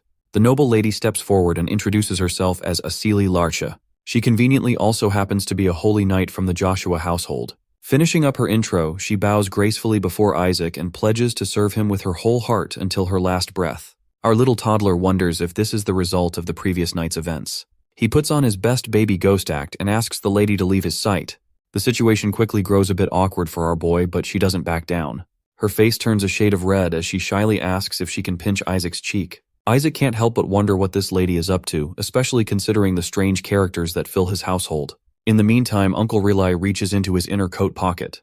He pulls out a ring and presents it to Isaac as a special gift from his uncle. The toddler looks at the simple ring and wonders if Uncle Riley fished it out of a random dumpster. After taking a closer look at its quality, our boy and his pet come to the conclusion that the Joshua household must be facing some serious crisis. However, the lady assistant catches a glimpse of the ring and asks if it happens to be the Saintess's heirloom, a treasure reserved for only a select few. Uncle Riley pats Isaac on the head, proudly sharing with him that he personally requested the item for his first birthday from the council. The toddler wonders if the ring is the real deal. As far as he can recall, this was the exact same item the Saintess used during their battle. Known as the Elder Ring, this treasure holds powers that are said to stretch beyond this world. With this newfound knowledge, our boy can't help but get excited about the holy power locked inside the ring. He knows the ring will likely break if he uses it more than twice, but as the former Skeleton King, he's already thought of a way to repair it. His doubts about whether the ring is authentic are quickly confirmed when Uncle Gowl Joshua looks at it with an expression that clearly shows jealousy. Without wasting a moment, the jealous prick steps closer to Isaac, calling him his cute little nephew. It's obvious that Uncle Gowl has ulterior motives and plans on stealing Isaac's ring. He starts by warming up to Isaac, just like when he would sweet-talk his daddy when asking for something. Isaac wonders if the man has completely lost it. Meanwhile, the uncle is caught up in a situation that's much more complicated than he expected. In reality, he is the one responsible for breaking the blessing device that Isaac was supposed to receive. He made sure Isaac wouldn't get his hands on it. What he had never anticipated, though, was that Riley would go so far as to provide the Saintess's heirloom as compensation. Before Isaac even touched the ring, Gowl did everything he could to convince the old lady to give it to Shuri, but all his efforts were in vain. No matter what he said or did, the old hag flatly refused, telling him not to be greedy. Gowl grinds his teeth in frustration, thinking that no one could ever understand the true value of the ring. He argues with Riley, insisting that if he really wanted to give his nephew a gift, he should have chosen something decent instead of this useless piece of junk. However, Riley seems firmly opposed to this idea and counters that the ring is anything but useless. Gowl then responds by saying that Isaac is incredibly precious to him, and that he would never give him something as worthless as this. With a sly grin, he pulls out another ring and shows it to his nephew. He proudly claims that this ring is imbued with magic beyond this world and comes directly from the Holy See, also known as the Sancta Sades. Gowl goes on to explain that this relic is capable of storing things and is an incredibly rare item that Riley could never have gotten for Isaac. He then brings the ring close to Isaac, hoping the toddler would trade the other ring for it, but instead the infant slaps his hand away. The toddler dismisses the new ring as just a worthless piece of junk and proudly proves Gowl wrong by declaring that he couldn't outsmart him. To emphasize his point, he even tosses the ring away, finding it utterly useless. Watching all this unfold, Riley can't help but wonder why his nephew chose the ring he gave him over the one that looked at least 1,000 times more valuable. Thrilled by Isaac's choice, Riley tosses his nephew into the air with excitement. Meanwhile, Uncle Gowl is desperately having his servants search the water for his supposed invaluable ring. The little toddler soaring in the air feels optimistic, knowing they'll never find it since he cast weight magic on it. Clearly impressed by Isaac, his pet praises him for always living up to expectations. But his mood shifts when Isaac casually tells him to pick it up at dawn. Meanwhile, Uncle Gowl is in full meltdown mode, crying and shouting in frustration because his precious fortune ring is gone, and none of his men can find it.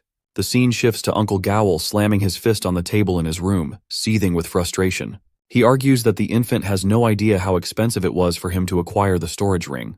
With a deep sigh, he pushes the thought aside, hoping that Isaac would never be able to use the Elder Ring properly. Gowl convinces himself that the toddler would never manage to use its power, as he would need to absorb at least 20 people's worth of holy power to do so. He laughs at the idea, convinced it's impossible for the kid. Mocking Isaac further, he predicts that not even 10 people will attend his birthday ceremony. However, the next day, things take an unexpected turn. The place is completely packed with people, around 4,000 in total. Among them are over 148 saint candidates. It turns out that all the ducal families, dozens of marquis families, and even the imperial majesty have gathered to attend the ceremony. Hearing about the overwhelming number of saint candidates, our boy feels a surge of irritation, wondering why there are so many, as if someone had just scattered them across the world like seeds in the wind. His uncle rests his chin in his hand, musing that he never expected such a massive crowd to gather here. As he tries to make sense of why so many people have shown up, his bestie, Count Simonage, suddenly appears. Without wasting a second, he asks what brought Simon here. With a grin, Simon explains that the rumor has spread far and wide, and there was no way he could miss out on something this big. Barrett goes on questioning how Riley could have possibly kept him confined to his house after everything the head of the Joshua household has risked. With a smirk, he drops another bombshell. The Pope's own family will be attending the ceremony. The toddler's uncle scoffs at the idea, calling it ridiculous since there is no way the Pope's family would bother showing up. Simon, however, doesn't hold back, throwing out a harsh truth about how deeply they detest commoners. His words hang heavy in the air, but before he can say more, Riley urgently warns him to keep his voice down, reminding him that even walls have ears. Simmons sees no reason to hold back, especially now that even his own kid Armin has been chosen as a saint candidate. Yet Riley still urges him to watch his words carefully. As their argument heats up, an unsettling presence creeps in. Bishop Barrett arrives without a sound, sending a wave of unease through the room. With a smug grin, he wastes no time mocking Riley, calling him weak and unworthy. The idea that someone like him could pull off such a grand event seems laughable in his eyes. His gaze then shifts to Riley's family, his words dripping with scorn. He wonders aloud whether the saint candidate has what it takes to bring any real honor to their name. Across the lands, it is common knowledge that boys of the esteemed Joshuas may have enchanting looks, yet they are seen as utterly useless. This reputation persists because others frequently seek to drain their power and win the favor of the Barrett family's popes by undermining these unfortunate children. A long-standing custom among outsiders involves slipping poisoned milk bottles into their hands under the guise of harmless pranks. The intent is clear. Lacing a baby's juice with a blend of toxins including holy poison is a surefire way to cripple his sacred power. This cruel trick usually turns innocent infants into tragic warnings for others, but this time the outcome is anything but expected. The children watching are left in stunned silence. Our hero is guzzling the poison-laced bottles as if they are nothing more than a refreshing drink. Each time he finishes one, he looks to the creeped-out saint candidates for more. He goes beyond simply drinking the poison. He terrorizes the saint candidates by hurling empty bottles at them, pushing them to the brink of tears. The children stand frozen in disbelief as their own peers terrorized by the tyrannical baby. Their whispers grow frantic as they try to make sense of the madness. He isn't even breaking a sweat after chugging an entire bottle spiked with diarrhea meds. One by one, their spirits crumble, realizing that not a single drop of poison has managed to faze the almighty baby. Amidst the growing despair, Shuri, the family's treasured heir, finds the whole thing utterly humiliating. The family's pride is rendered utterly powerless against a baby. His frustration boils over, and he suddenly snatches the bottle from our hero's grasp, demanding to know if he is really that thirsty. But instead of more poison, he hands over a bottle of clean water. Yet the almighty baby is unimpressed. Poison is what fuels him, and plain water is of no use.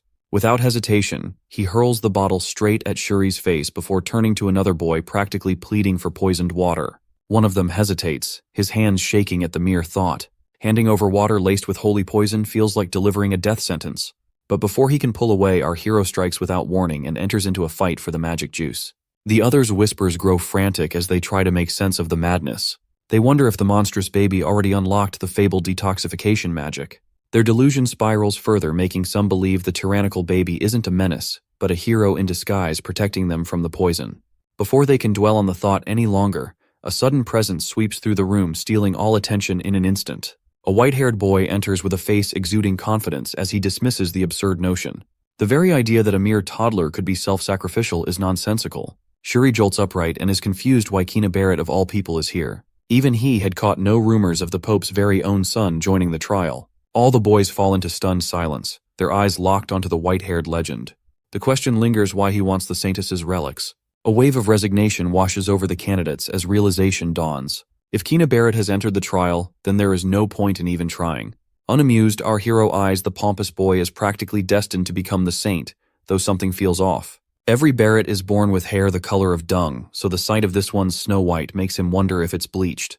Before this thought can settle, the Barrett boy flashes a cheeky grin, brushing off any doubts. With unwavering confidence, he claims that his participation is perfectly justified. Since the Pope reigns over all, even the Saintess's relic storage ultimately belongs to his family. His laughter rings through the room, carrying the arrogance of someone who sees himself as untouchable. To him, this is merely reclaiming what is rightfully his. Sipping his water, our smug baby watches the display with amusement over the boy's giant ego. Yet underneath all that bravado lies something genuinely impressive. He is rather surprised to discover Kina's immense holy power reserves that surpass the bishop by a landslide.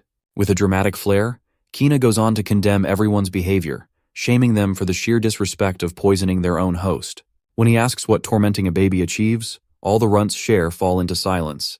As our hero steps forward, he hears the claim that the poor baby can't detoxify poison. Rather, the Saintess's miraculous power saves him. My guy wonders if they're all born with a lack of common sense. The golden boy, eager to play the role of the gracious savior, casts his detoxifying spell. He steals the attention of all the candidates with his advanced magic. But our hero has had enough of watching this spoiled kid show off.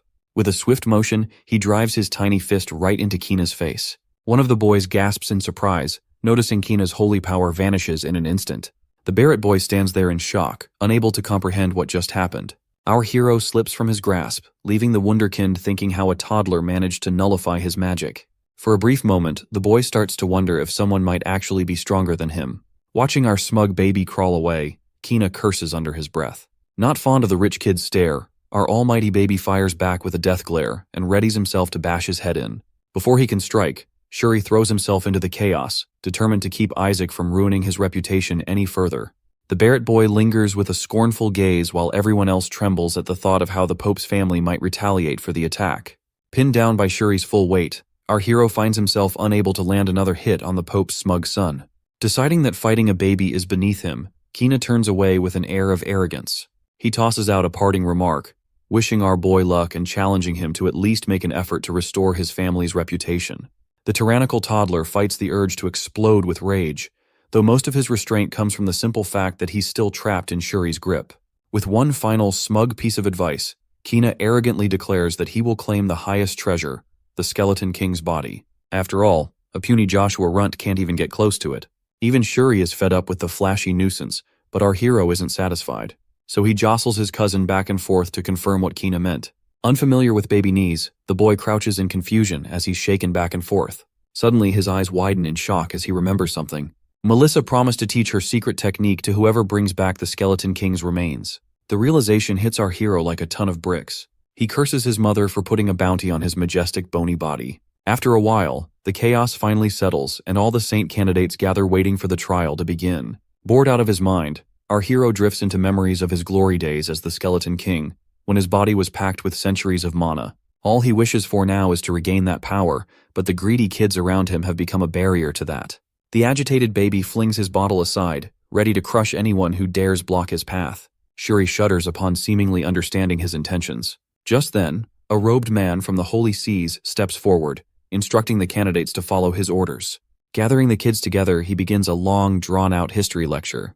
Our almighty baby is unimpressed, seeing it as a pointless waste of time and decides to leave on his own. Shuri tries to stop him, but with just a flick of his tiny foot, our hero blasts off faster than a cannonball.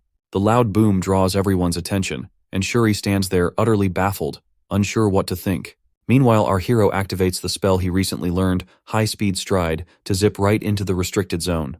The history teacher frantically shouts at the almighty baby to stop, warning that the area is filled with traps. It takes a moment for everyone to process the situation before an all-out chase begins for the supersonic baby. Meanwhile, in the Joshua Mansion's banquet hall, a concerned Acelie expresses her worry about our hero. It seems everyone has gathered around a magical globe, watching the trial unfold. The commentator announces that they've tapped into the interior with familiars that track each candidate's movements in real time. Relai and the other nobles are taken aback when they hear that the first door has already opened. To their surprise, in third place is Armon, the son of Relai's loudmouthed friend. Then there's Shuri Joshua, who comes in second. The announcer pauses dramatically before revealing the frontrunner, and shouts our boy's name loud and clear, stunning everyone in the room. The magic orb shows a baby tearing through a trap-filled chamber, the church employee hot on his heels. The old man runs as fast as he can, terrified that the toddler will get himself killed. But a misstep from Shuri triggers one of the traps, and the poor elder is caught in its wake. Some of the candidates start crying for their parents, while others rush, hoping it ends soon. The wailing Shuri curses his crazy cousin for causing chaos from the very start. He pleads with our hero to stop triggering the traps, but the supersonic baby refuses to listen to the loser. With that, he reaches the door to the second trial. As smug as ever, Whisper boasts that he's evolved thanks to all the mana they've gathered in the annex. But our boy gladly replies that's great since now he can work even harder. With a simple wave of his tiny noodle arm, he commands his familiar to fetch his mount. The ghost advances toward the exhausted kids, grumbling about how difficult it's been. While they chat, one of the kids points to Shuri, wondering how the Joshua kid is able to fly. They jealous kids start grumbling, convinced that his family secretly taught him the cool trick. In his mind, the boy has already submitted to his fate while Whisper has a blast floating his body around. The demon ghost effortlessly carries the boy like a drone, dropping him face down beside its master. A weeping Shuri curses his cousin, begging him to stop his antics. He tries to reason with our hero, advising that despite getting lucky in the trial of choice, one wrong move in the second trial can be fatal. As Shuri continues his lecture about how the trial forces one to face his fears, the almighty baby zaps him, irritated by his incessant yammering. After having fun, he commands his cousin to explain the second trial again. Barely holding it together, he stresses that the worst mistake one can make is attacking their enemy. Our boy just stares at him, as if silently asking why he'd just sit there and do nothing. Shuri explains that the test of patience requires them to sit still for just 3 minutes in the face of their fear. If they fail, both of them will kick the bucket. Unimpressed by the cliché test, our Demon King casually strolls toward the gates. Despite Shuri's repeated warnings, he enters the trial nonchalantly, sure that it's an easy win. As soon as he touches the doors, they glow in response. A voice welcomes him, clearly instructing him to remain calm no matter what. Isaac's big bubbly eyes sparkle with excitement. Meanwhile, at the very back of the line, Kina and his lackeys are chilling. One of them asks if it's okay for them to be so slow, considering they're last. With a shrewd smirk, the Barrett boy replies that they don't need to take the hard route when they can just let the others be their meat shields. Calm as a cucumber, he restores their spirit by reminding them that an 8-rank demon guards the second storage. So the others will undoubtedly get stuck there. Grinning confidently, his words come true as he points toward the brilliant light on the other side of the doors. As the trial begins, everyone is taken aback by the handsome deity who appears and warmly advises them to maintain their composure. But before the deity can finish, our impatient hero floods him with holy power, instantly burning him to the ground. Shuri loses it, cursing himself for even thinking his cousin could last 3 seconds, let alone minutes. The frustrated cries of the boys echo down the hallway. But even more furious is our boy, who can't help but reflexively want to annihilate any deity he lays eyes on. Whisper jokes that lasting 3 seconds is quite impressive for his boss. The voice announces they failed, and the impatient ones will face divine retribution. With that, a colossal golem slams open the gates. The earth-shaking roar of the golem sends Shuri into a panic. But the almighty baby remains unfazed, too busy charging up his magical Kamehameha. Without wasting a single breath, he unleashes the red beam that slices through the golem like a hot knife through butter. Shuri's jaw hangs open in pure bewilderment. But as the behemoth of a golem looms before them, our boy can't help but wonder what it's even doing here. The giant golem suddenly crumbles into a pile of boulders at the feet of the Joshua brothers. However, our hero is unpleasantly surprised. Despite hearing that only 8th-rank demons are involved, he quickly recognizes the monstrous golem as one of his own creations. The magic used to summon it belongs to one of his 14 elite familiars. This revelation makes him wonder if the Joshua family made a deal with his subordinates, or if his remains somehow attracted them. Determined to uncover the truth, he confidently heads toward the second storage. But before Shuri can yell at him to stop, a loudmouth interrupts, thanking the Joshua boys for clearing the path. I can already tell he's going to be irritating. From the bushes, a redhead named Nizer emerges with his lackeys. The redhead proudly brags about his tactic and tells our boy to shoo aside and let the big boys handle it. Nizer's lackeys quickly surround our hero to prevent him from blasting them with traps like last time. The redhead taunts Shuri, saying he should be ashamed for using his cousin as bait. Shuri attempts to plead his case, but Nizer calls it preposterous that the little baby managed to blaze through the traps without his help. The annoying redhead then notices the ring hanging from our hero's neck and swiftly snatches it. The blockhead grins ear to ear, announcing that the artifact will protect him from all the traps ahead. Shuri's discomfort grows as he watches his cousin remain completely unfazed, even after having his precious artifact stolen. His concern turns out to be justified as Nizer's squad moves forward.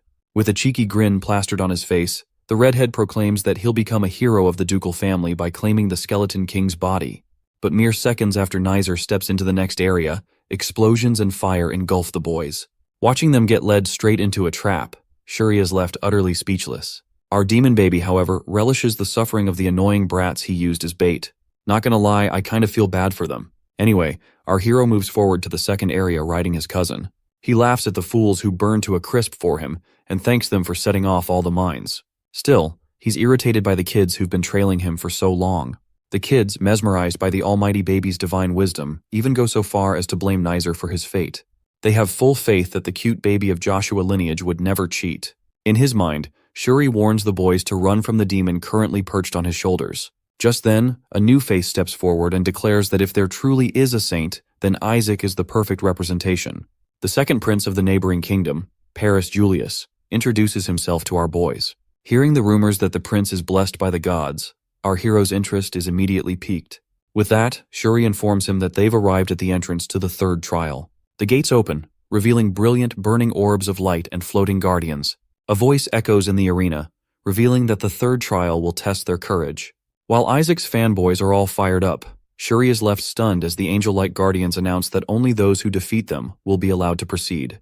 Thinking they just need to act brave, the fired-up fanboys rush forward to fight. But our hero takes a moment to carefully consider what the gatekeepers might be hinting at. Once the realization hits him, a devilish grin spreads across his tiny face. The almighty baby signals for his fanboys to stay back. Meanwhile, Shuri is deep in thought, recalling that Isaac's judgment has always proven right.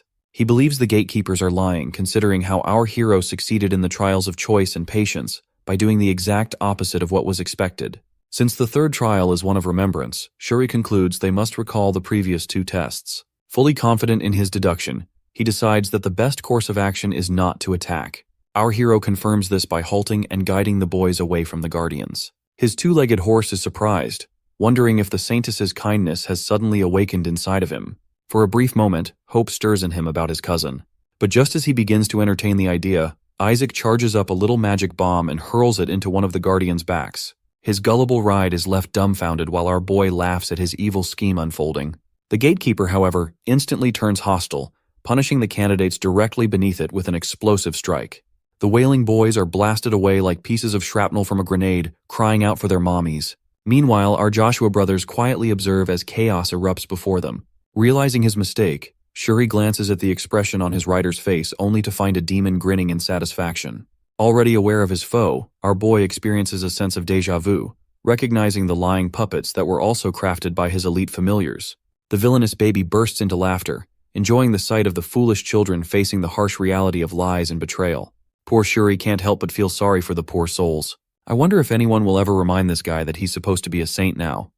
Up on the 2nd floor of the Saintess's relic storage, the flames are roaring at the corners, burning everything into ashes. Thick black smoke filled the air, making it harder to breathe in this heat.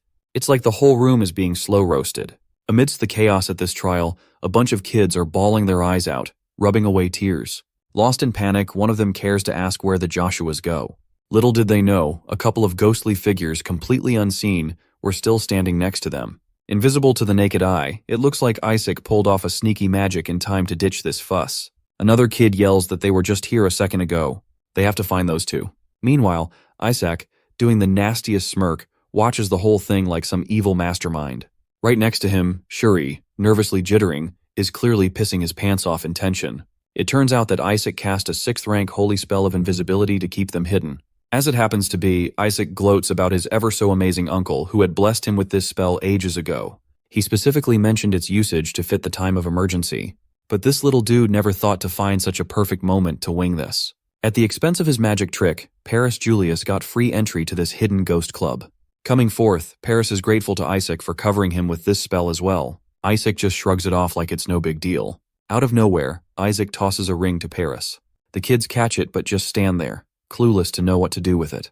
He asks Isaac what this is for. Paris's brain finally clicks, his eyes doubtful at first, but he turns to Isaac. He asks the little one if he just handed him this because he couldn't handle a one-on-one with the demonkin. Isaac just makes the face like it's totally obvious. Staring at his face, Paris tears up, thanking the guy for such a kind gesture. Gripping the ring tight, he appreciates it big time. Now Paris makes up his mind to let his father know about this. A bolt from the blue, Paris lets out a blood-curdling shriek like he is getting jolted by 1,000 volts of shock sucking the life out of him. Also, the ring's eerie flow of red energy seems to be the culprit here. Witnessing this, Shuri is screaming at the top of his lungs as he has seen a ghost freak. His whole body is trembling like a leaf. Watching this freak show, Isaac and the vicious dark cloud crack up. The dark soul isn't even surprised as he totally expected coming from his master Isaac. Besides that, Isaac figured out that Prince Paris had the most holy power. Meanwhile, Shuri glances at the sight of this pure evil, known to be Isaac. He can't believe that his uncle Relai brought this evil into their family. Stepping forward, one of the kids takes charge and tells the lot that they have to stick together. He then demands to know if anyone here is skilled in defensive holy power. A brunette steps forward, balling a golden magic in his hand. He is ready to handle the defense by using his defensive holy power first, while the other guy suggests backing him up, forming a shield against the lying puppets. Raging in, the lying puppets clearly have no patience, so they swing their wrath at the kid. They demand these wimps to accept their punishment head-on. Right then, the kid in black signals the brunette to do his thing now. Ready to blow them up, he channels the golden glow in his hand and dashes ahead at full speed. Just as he is about to unleash the defensive blow, something happens, and he drops dead on the floor. It seems like the kiddo just malfunctioned or something. The kid in black has no clue what went wrong, but he is in a panic frenzy. He asks the brunette what the heck happened, but no response. Shaking like a leaf, while the ring in flames hangs in the air near the kid in black. He doesn't know what is happening over here. Out of the blue, the same vicious ring zaps a shock, sucking the life out of him. Collapsing on his knees like a beggar, the lying puppets are inches away from slaughtering this bunch. However, this weird turn of events puts them at a halt. They have no idea what just happened to these wimps, like they strangely dropped. The lying puppet scowls, looking pretty much clueless about what's even happening.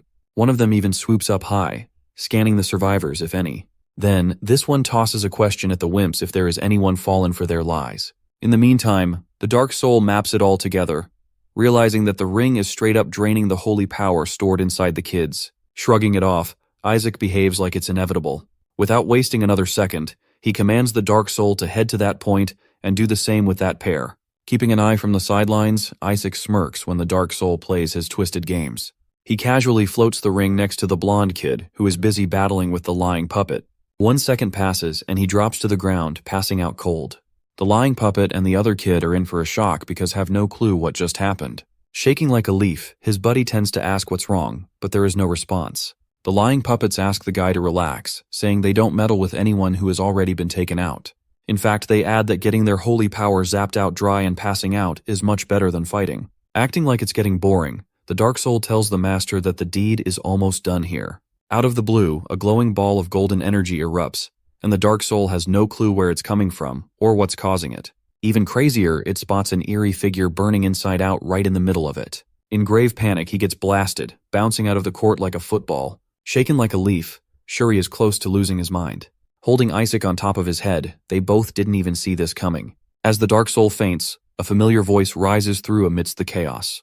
The man of dramatics, Keena Barrett, declares to finally track down Isaac Joshua. Narrowing his eyes, he mutters under his breath, wondering where this dude ran off to, and now he chooses to finally appear. Shuri's face goes super pale, completely caught off guard by Keena Barrett's tricks. He always knew this kid got a load of talent, but what he is seeing is pure genius, totally unexpected. Suddenly, Shuri spots a pair of huge, fluttering white wings belonging to an eagle. It bows to Keena. Boldly standing tall, Keena's body emits the golden thunder. Shuri cannot believe this little kiddo is actually capable of summoning a holy spirit at her age. He is convinced that she is on a whole other level. Aside from that, Keena accepts that Isaac has shocked her. Apparently, Keena didn't accept to cross paths with the likes of him, who could also take down a demonkin. That, or she questions Isaac if he pulled the other kids into some sort of a trap to raise his odds, just like in the first trial. Behind them, the kid in black helps out the brunette. The brunette yells out that this baby is trying to clear out the trial in their place. Moreover, they blurt out, mentioning that they were told which direction they should head to. According to them, Isaac is their benefactor. Isaac believes that these wimps have lost their minds. At that, the Dark Soul grins, realizing this must be what Stockholm Syndrome is all about. Keena laughs at the thought of Isaac labeled as the benefactor. He questions the wimps about how low can they stoop, and still call themselves the saint candidates, especially asking a baby for help. The kid in black reminds this brat that Keena himself has been in hiding this whole time, and now, he is talking big after doing no such thing to look for traps, while others hunted. He straight tells Keena that this baby is more of a saint than he can ever be, considering how Keena avoids all the trouble. Just then, the lot agrees to let their parents know it's better to follow the Joshua family, and how Isaac did it all. Feeling hopeless, Shuri feels bad for these kids in the dark, who have been leeched off by this devilish monster on his head. Suddenly, this big golden ball bounces off of his head, taking everyone by surprise. Though, the kid in black spots the door to the third storage, but another kid wonders if they have cleared the second trial. Right then, the golden ball as the final gatekeeper of the relic storage congratulates the kids for passing the second trial. Furthermore, he lets them know their two options. Laying out, he asks if they would prefer to pick up their treasure and move out, or face the fatal dangers of the third trial ahead. Panic rises as they try to decide. The lot is fully aware that facing the third trial means risking their lives, and if they fail to win, then they are as good as dead. Meanwhile, the Dark Soul senses something off about the mana coming from that voice. Isaac figures out it's a dragon, which means the death part is pretty authentic. Some of the kids feel like their whole ordeal for making it here will be for nothing if they don't check out the third trial. Most of the kids agree on this, and they know they won't be saints if they fail to clear this. Without further ado, the final gatekeeper hears their wishes, despite the lurking danger inside, and grants them access. Starting off with a bang, the final gatekeeper lets the crowd face the next trial, who are in to risk it all and become the saint. Even under the crazy tension, the gatekeeper says the next trial is rather simple. Cracking up like an evil lord, Isaac looks to be cooking something in his mind. Just like that, a massive figure appears out of nowhere, demanding to be praised as their god. Now, the lot is not sure what to do next. This daring group of wimps gather together, clearly disappointed to face another statue. But this time it turned out to be their god. Next, this stone figure voices to the candidates that none shall pass unless they prove their faith in their god. Only then did he mention that they would be allowed to enter the third trial. Apparently, this stone demands respect. One of the kids thinks it's just simple bowing before the statue and praying stuff. But the other kid bets it sounds rather too simple. Or what if there is more to the test that meets the eye? Clenching his teeth, Isaac looks to be grossed out at the thought of kneeling before this piece of jerk. In no way as hell he will ever do that. As it turns out, Isaac recalls this scum screwing up with him for centuries of years. To make it even worse, he scammed him at the end.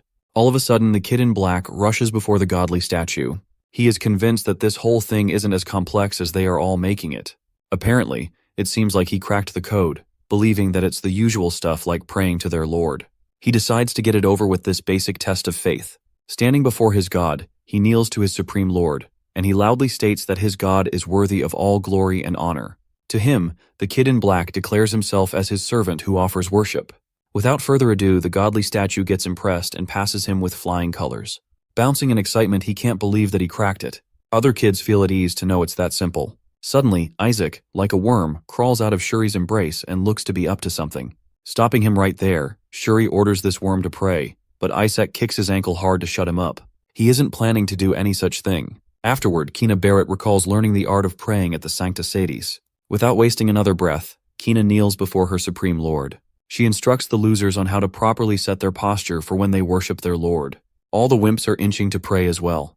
Getting down to it, Kina initiates her worship, calling out to the Supreme Lord who is worthy, and to him, kinda offers his worship. Out of the blue, the godly statue demands to know if Brunette is up for the task or having a change of heart.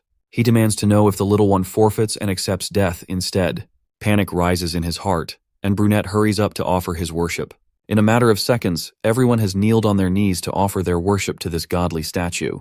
Right then, the godly statue locks eyes with this cocky infant, who's still sitting casually before his supreme self.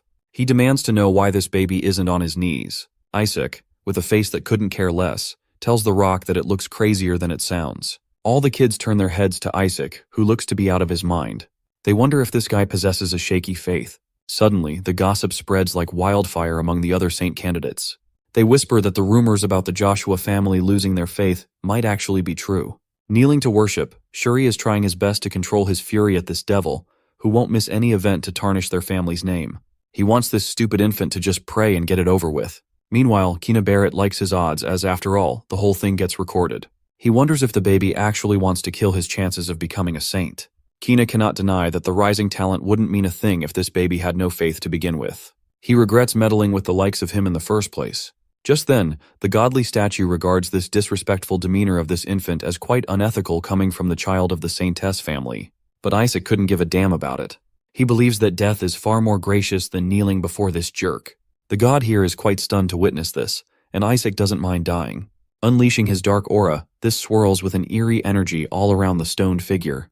Pissed off by the cocky brat, the godly statue calls upon the blasphemous to perish from his sight. But, teeth clenched, Isaac burns with fury and snaps back at the stone face, telling the so-called god to kill himself. Flipping his lid, Isaac boils off fumes, determined to tear apart that hideous statue. The dark soul trembles to see his master so worked up over this. He tells him that it reeks of danger. Just as he is about to unleash his fury, the godly statue turns the tide to reveal that Isaac performed excellently. Caught off guard, Isaac has no clue what just happened. Isaac stands there, completely stunned, as the stone face announces him as the passing baby candidate. Without any further explanation, it orders him to head straight to the third storage, leaving everyone else in shock. All the kids, including Kina Barrett, are in for a shock, as they all waited to see the blasphemous to be perished. But that isn't happening today. Without thinking twice, Kina lifts her complaints to the godly statue that he had clearly asked to prove their faith to pass. She demands to know how that cocky brat gets to pass without lifting a finger as much. Breaking it down for the lassie, the godly statue announces that this baby Isaac gets to be the only kid entering the floor of the third trial. Claiming him as qualified, he regards Isaac to be the only one with true faith in God. That takes Isaac by surprise. The stone face makes it clear that these wimps were desperate to bow at the statue, not the god himself. Thus, he demands to know if their faith says to bow to a stoned figure idol. Outsmarted by an idol, Shuri figures that it makes sense. Slowly, all the kids realize that they have fallen for this cheap trick. One of the kids argues that even similar to their god, the Bible commands not to kneel before an idol. That way, the godly statue states that Isaac kept his faith despite the fear of death, and that's how he gets to go in the third storage. Rising up with a smug grin, Isaac and the Dark Soul cracks up, enjoying this unexpected turn of events. But kinda refuses to accept this, stating that Isaac can't even speak. He points out that in no way they can tell if he kneeled or worshipped. Even then, the Dark Soul tells the smart wimp is right on the spot. Moreover, Kina expresses his thought that if Isaac goes with this, then it could be possible for him to possess a stigmata. A stigmata is such a wound carved on the skin with holy power. Claiming to have it, Kina raises the argument that how this only saint candidate does not have stigmata. She believes that this theory might lower Isaac's odds of winning. However, the godly statue fights her theory by mentioning that he is still a baby. Just then, the godly statue sticks a finger in his nose, revealing that it's just a baby. That pisses off Kina that this dude could move all along. Kina then asks him to let him in as well. Now, all kids argue with this god, and he confirms their desires to enter the third storage. So, he decides to let them go. Shuri feels something off about this. Stoneface lets them know if they wish to see true hell, then he will let them in. Opening the doors to the third trial, a swing of dark aura gushes at their path. Trembling in fear, they feel like throwing up now, having second thoughts about it all. Stoneface assures that this eerie feeling is coming from Skeleton King, although he planned to spare the kids who couldn't handle these evil vibes. Meanwhile, Isaac's happiness is off the charts that his body lies inside, and he is so damn close to it. Drooling by the thought of it, Isaac never knew that he would finally reunite since the self-destruction in the divine realm. Not to mention, he is thrilled to notice the dark mana leaking throughout the Skeleton King's body. Rising up, he looks to have lost his mind. The godly statue describes Isaac's faith imitating the face of a courageous warrior who is unfazed by this eerie mana. Taking a look at him, all the wimps get their jaws dropped to the floor when noticing Isaac's weird face. They notice that this infant looks to be completely out of his mind. Never have they ever seen an infant of such kind. Still, the final gatekeeper declares that the lot still has time to decide if they are up for it. He believes that those must come forth who can't smile when facing death, or else they should head home. In case of giving up, the final gatekeeper will allow the losers to pick up their treasure and get on moving. However, the kid in black hasn't come up with plans to push through this dark mana. Some kids are convinced that their death is inevitable if they step inside. They resort to choosing a hand-picked treasure from the second storage and head home. Coming forth, Kina shows her commitment to the third trial, with no interest in picking up the second floor's treasure. He declares that they all stepping in. Not only that, Kina demands the final gatekeeper to activate all the traps inside. Popping their eyes out, the kids believe this Dumbo has lost his mind to ask for such a thing. Kina announces that no mighty saint, even the likes of Saintess Melissa, could get the job of retrieving the Skeleton King's body. The final gatekeeper figures out that Kina knows a bit about the third storage, and to that she smirks.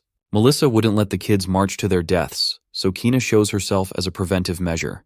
Plus, he expects not to hear that they did the job without any trouble. Without thinking twice, Kina demands the gatekeeper to restore the third store to its original, most dangerous state. All this, just to be seen as much greater than Melissa herself. Isaac thinks that Brad is out of it. The gatekeeper hears her wishes. Without wasting another breath, the kids let Kina go in by herself. Against their choice, something pulls them all in. Just then, the Dark Soul points at Skeleton King's hand, and Isaac's happiness skyrockets. Grinning like a total freak, Isaac praises his body for holding up this long. Turns out that his body has been sucking the third storage's mana. Brunette wonders if that's the Skeleton King's body, but Kind in Black points out that it's just the limb. But that's not it, as Isaac figures out that it's just the thumb leaking the eerie mana, while the rest is just a replica. In the middle of processing, a horrifying beast with glowing red eyes emerges. The group of kids freaks out, seeing the demonkin. They guess they wouldn't see such things show up in the third storage. Thus, the gatekeeper reminds these kids that they asked for it. So Kid in Black blames it all on Kina. Isaac's mind clicks as the beast lets out a bone-chilling growl. Completely unfazed, Kina assures that he will make sure they get their promised treasure. At the thought of it, Kina's mind takes back to the 14 familiars, the elite subordinates trained by the Skeleton King, and the Pope family's capture idiots. He has got an ace, the holy spell, to deal with this beast, and claim the treasure as his. Without wasting another second, he unleashes his power, and the beast lets out a blood-curdling shriek. While Isaac couldn't care less, the rest of the kids had their jaws dropped to the floor. Apparently, the light of the Pope family seems to have worked. Out of nowhere, the beast voices asking if Kina did this. Completely stunned, the demonkin, all furious, demands to know if Kinda dares to claim over his king's body. Suddenly, some dude breaks the news that the demonkin's seal in the third storage has been broken. In a panic frenzy, Gowl wonders if it's the 14 familiars. and Riley realizes the grave danger the kids are in now. Asking for the elder supervisors, the old geezer mentions the lot went missing after neutralizing the storage's booby traps. They are aware that no kid can take on a beast like that, so they decide to call off the trial, but a blinding light strikes them. They figure it's the relic storage opening up. Barrett Bishop smirks, proud of Kina for pulling it off, while Gowell is stunned that a kid took down the demonkin. Riley bets it is Kina Barrett of the Pope family. The crowd congratulates Bishop Barrett, while he bets it's the end for the Joshua family to pledge their allegiance to the Pope family, as they own the Skeleton King's body. Just then, the kids walk out, but Riley's eyes look for Isaac and Shuri. Gathered at the entrance, the kids are somewhat injured but look fine. However, the bunch of kids who made it to the third storage hasn't come out yet. Panic rises while the parents wonder what's going on. Riley and Asili notice the last queue of children, which includes Shuri and Armin Age. Running to their father's embrace, Riley realizes that Isaac isn't here. Panic washes over Riley, who wonders where is his little son. Confirming Isaac is a no-show in the last wave, Bishop Barrett confronts Kina where is the Skeleton King's body. With a sharp tone, he demands answers. Sweating bullets, Kina has no clue how to break the news that she messed up. Meanwhile, Bishop spots the second storage's useless treasure in her hand. All of a sudden, the final gatekeeper glows in the air like a wolf in gold, picking baby Isaac by its teeth. That catches everyone off guard, including Riley. Apparently, Isaac, with a smug grin, watches over the crowd. The golden wolf surfaces on the ground with baby Isaac. Without thinking twice, Riley marches to that side to get his son, alongside Asili. At a halt, Asili asks Master Riley if this golden wolf is actually the guardian dragon that protects the relic storage. Their jaws drop to witness the sight of the holy dragon coming out to deliver baby Isaac. Riley cannot ignore the fact that it is the real holy dragon, the hatchling, that takes care of the relic storage. Not to mention, he confirms that even as a wolf, the mere aura screams that it's the holy dragon in the flesh. No doubt, Riley is convinced it's one of the matriarch's kin, deeply tied to the dragons, and called upon inside the relic storage. He regards his presence to be noble. Suddenly, there is a weird noise seeping out of Isaac's mouth. The elder freaks out to think that an infant is sucking on the Skeleton King's body. He lets the baby know that it's not the thing to chew at. But what's scary is this infant managed to drag out the Skeleton King's body. With dagger eyes and possible delusions, Bishop asks Kina if she let the little baby have Skeleton King's body.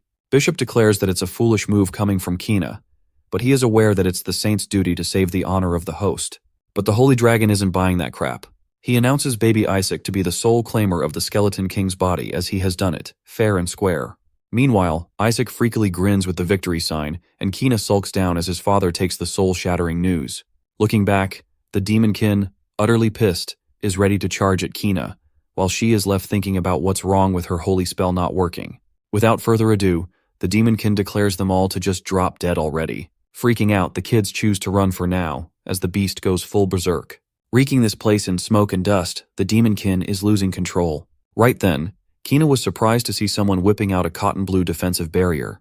Apparently, it's Isaac's doing, who is right now dashing right to the demonkin, ready to settle his score. Kina is completely stunned to see Joshua's baby pulling this off. Muttering the same old thing, the demonkin unleashes true horror to defeat this baby. But Isaac remains unfazed.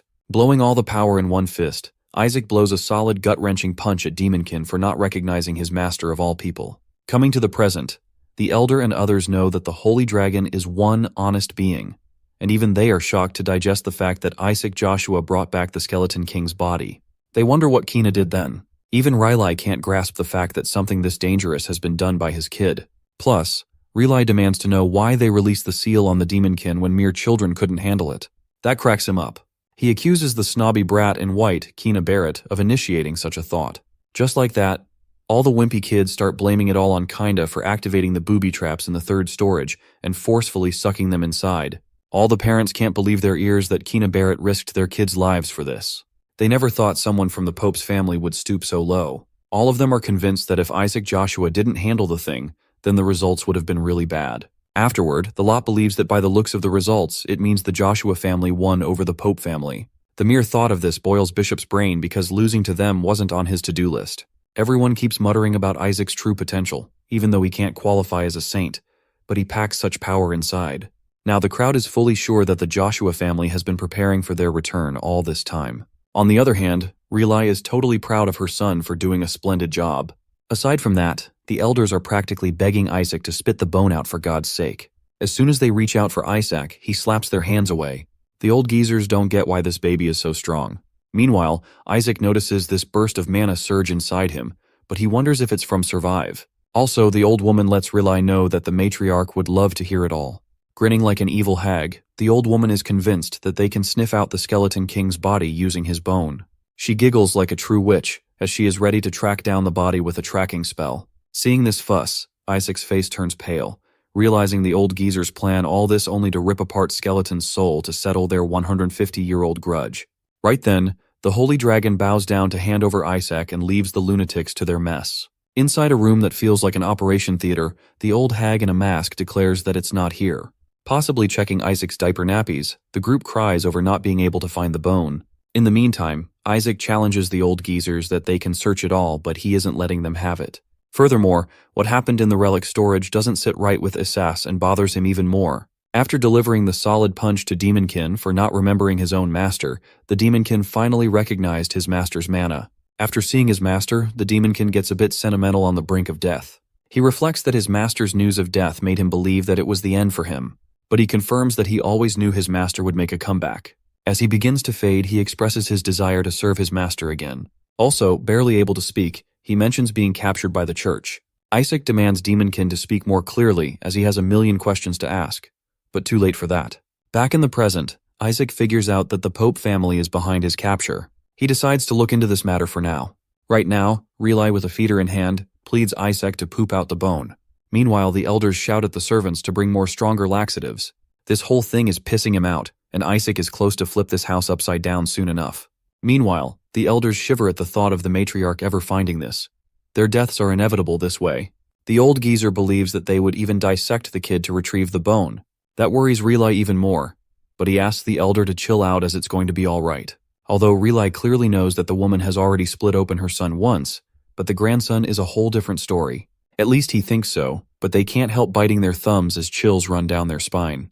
On the other hand, the Dark Soul demands to know if Melissa went off with the matriarch to go on a pilgrimage. Isaac lets him know that they are going to be stuck there for a while. In the meantime, he believes that he better focus on sucking all the mana before Melissa drops by and then makes a run for it. Out of the blue, Isaac's uncle comes forth to call Riley, as the matriarch wants to have a word with him. That takes Isaac by surprise, and everyone is caught off guard by this rush. Riley's mind is blown away at the thought of his mother's arrival. He demands to know if mother had come back already. Apparently, their mother hasn't made such a quick return from a pilgrimage as ever. Isaac's throat dries up as he clenches his teeth. He figures out that the old hag surfaced back here in a hurry because of him. Not only that, he is still in the middle of absorbing out all the mana from the bone. He is damn sure Melissa would definitely dissect his organs to carve out the bone.